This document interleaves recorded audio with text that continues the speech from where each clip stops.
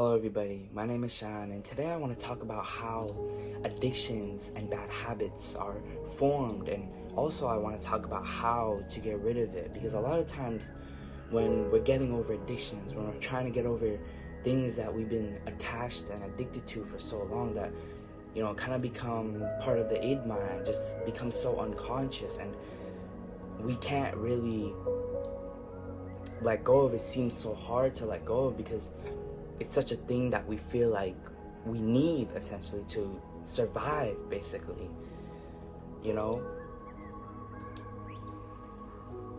When we try to let go of this, just by moving on immediately, that's kind of impossible, because a lot of times when you've been addicted for years and all of a sudden you kind of go from not being addicted or being addicted to not being addicted, then it's kind of hard and kind of a lot of rewiring and healing that your brain has to do and get adapted to, but also you have to do, to really get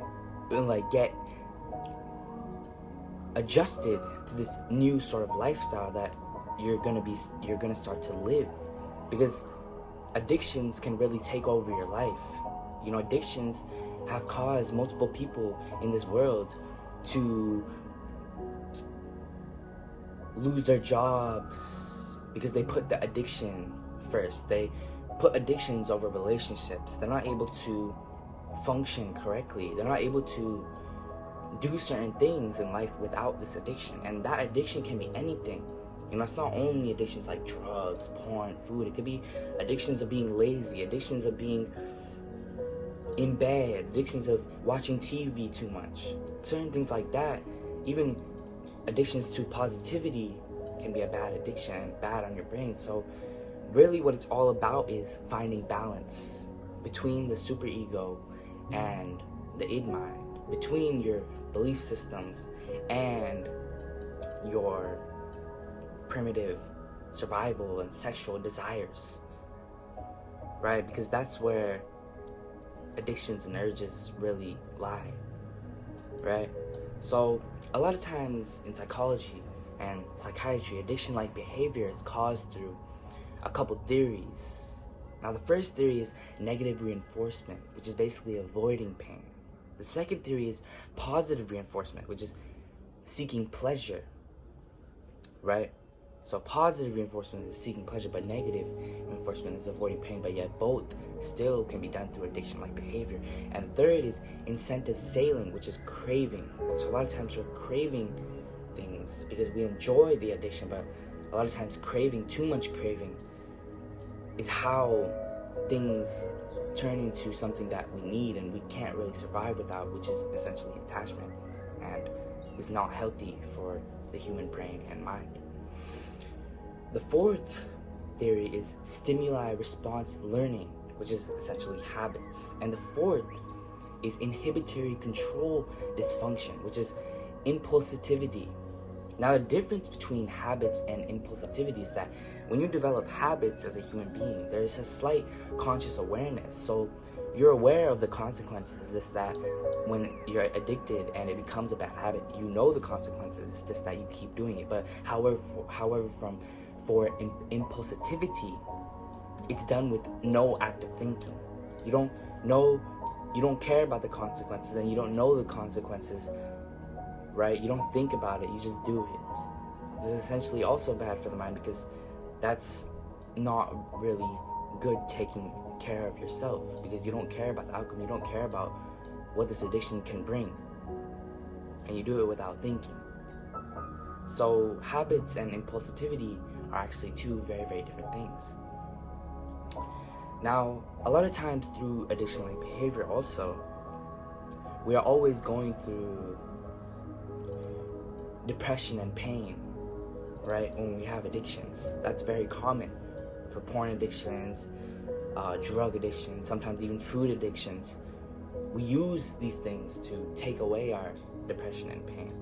And also, specifically for drugs, we do these things to get a euphoric feeling or a high, right? But also, not only drugs, a lot of times just to feel something, because a lot of times during depression you get numb, right? So through these addictions, you can feel. Through these eating so much food, you can feel. You can feed that depression of sometimes insecurity, right? Sometimes through loneliness, to feed that loneliness, you can watch porn, right? To feed that. But that's not the healthy way to feed it, right? Because essentially that's running away. That's not embracing the pain, which is always bad. Running away is never the answer, and you never have to run away.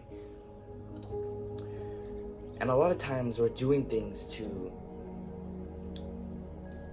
we're addicted to things because we're obsessed over it, right?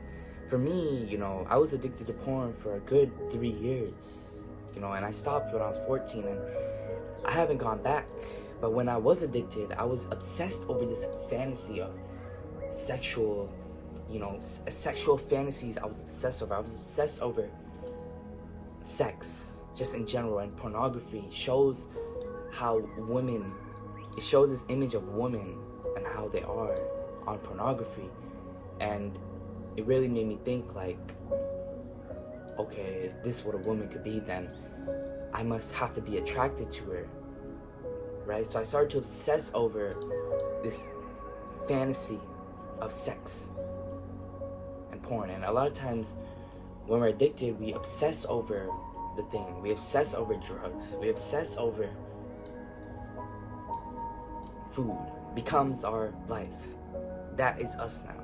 But essentially that means you have no life, because that keeps you sort of dead, right? And it can do brain damage.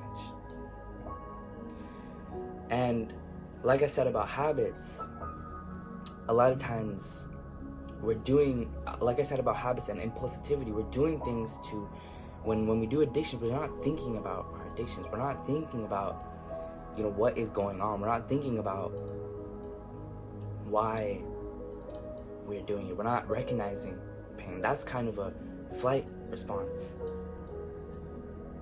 if you think about it, because you're not thinking about it because sometimes you don't want to think about it. You don't want to focus on the fact that, okay, this is a drug, this is bad, right? But you don't want to focus on the fact that, okay, this is good. You just want to do it and get it over with, because it becomes unconscious. It becomes something that you need to survive, right? It becomes a survival instinct, part of the id mind.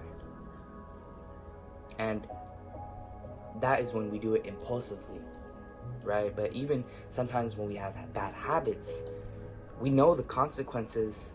Like I said, we just don't want to accept that is not okay. That is not okay for you, because a lot of times drugs will hurt you, but sometimes we're addicted because we don't want to accept the fact that is actually bad for us, and we don't want to accept the fact that we should be taking care of ourselves and we deserve to take care of ourselves, right?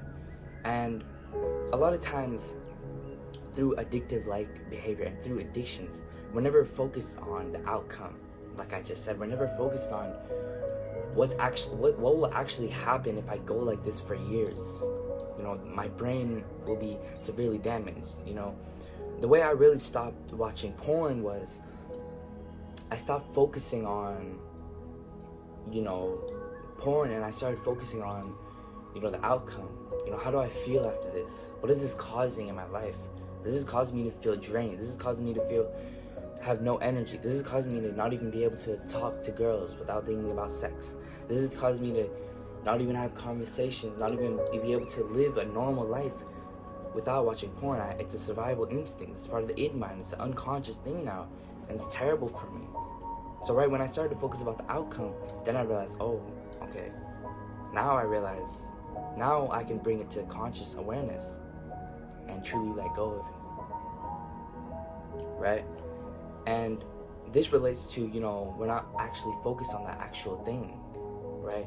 When we do it impulsively, we don't even realize we're watching porn. We don't even actually think we're watching porn. We think we're in real life, right? We think you're actually having sex, right? And that goes for all other addictions. When you're eating food, you think that you're eating healthy, but really you're eating all this junk food and you're eating all this stuff, and it's very unhealthy. And this really causes us to avoid regulation of emotions. We avoid really accepting that, okay, this depression is not being caused by me,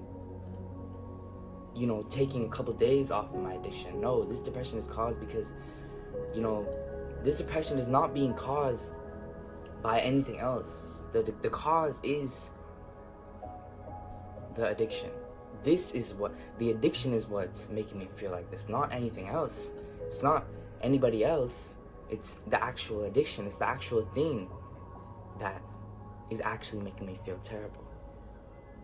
Right? And that's what we fail to recognize a lot of times, and that's how our emotions get imbalanced, because now we can't focus on our emotions and speak out our emotions and regulate our emotions.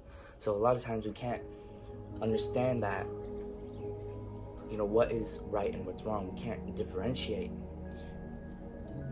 the good and bad. We can't differentiate that this is not good for me, but this other lifestyle is good for me, and this is bad for me, and I don't need it, right?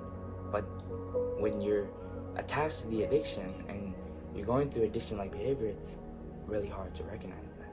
But once you do, then it's time to get over it. So a lot of times, addictive behavior can be caused, like I said, from craving. And a lot of times craving is caused by being stuck in between the sensitization of certain brain systems and motivation.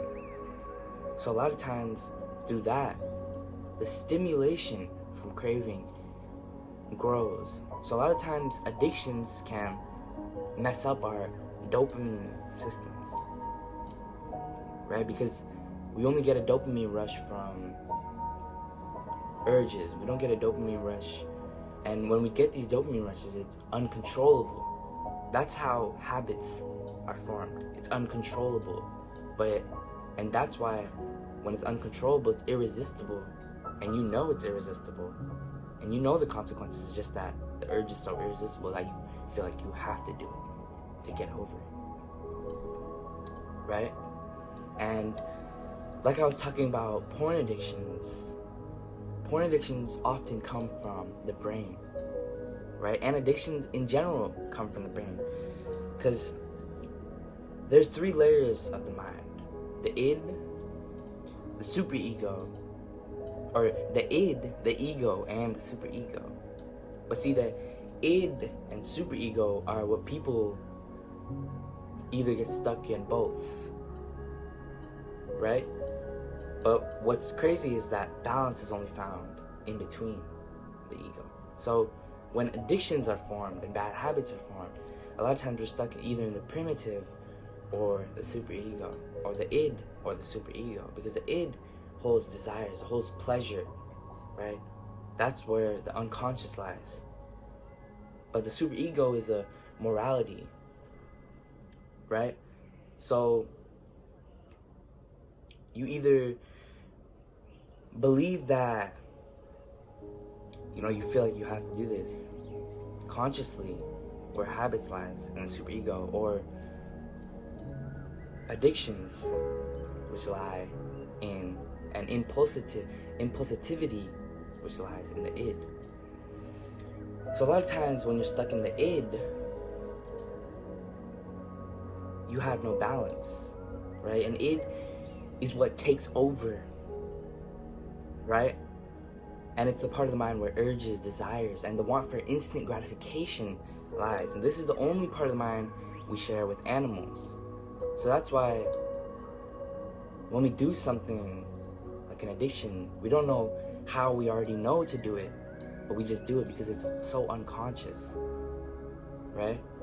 And sexual urges and desires are found in the id, hence why porn addictions are created, because of no balance between the id and the superego. Because if you have beliefs holding you back, and you also have id, desires, and you can't find a balance between those two, it's bound to be a major confusion and a major imbalance between emotions and just the mind. So through the superego, is morality, but the id knows no morality. The id knows no morals, according to Freud, the psychologist who created the theory of the id, ego, and superego. The superego is the moral code of part of the mind, where belief systems are, and that is where thoughts are. So therefore, superego and id go against each other, and one is unconscious and one is conscious. So that's why when balance is found, it has to be found in the ego, between the superego and the id. And that's how addictions are slowly calmed down and then finally let go, because you're not stuck in an unconscious craving or addiction, but you're also not stuck in a belief that you feel like, and a moral code that you feel like you have to do something, right? So it's a moral code that feels like you have to do something, and then no morality, just doing it unconsciously. So it's just fire and water facing each other. So imagine if that's clashing, what's gonna happen? You're bound to try to find addictions to cope with, and yeah, bad habits will form through that. So once balance is found, addictions and cravings won't occur in the mind. So why is this? This is because now the mind can have both unconsciousness and consciousness, which makes it impossible for the mind to go to either or. Because a lot of times what happens is the id is either fully gone to, so we have all our desires, or it's fully gone to the superego, where we have our morality codes, our belief systems are formed, right? So unconsciousness versus consciousness. So when you're fighting that, it's kind of impossible to help yourself, right? Because you have conscious awareness, right, in the mind, but also you have unconscious desires and urges. So the only way to not necessarily get rid of these urges, but to balance it out in a healthy way, is to find yourself in between the ego.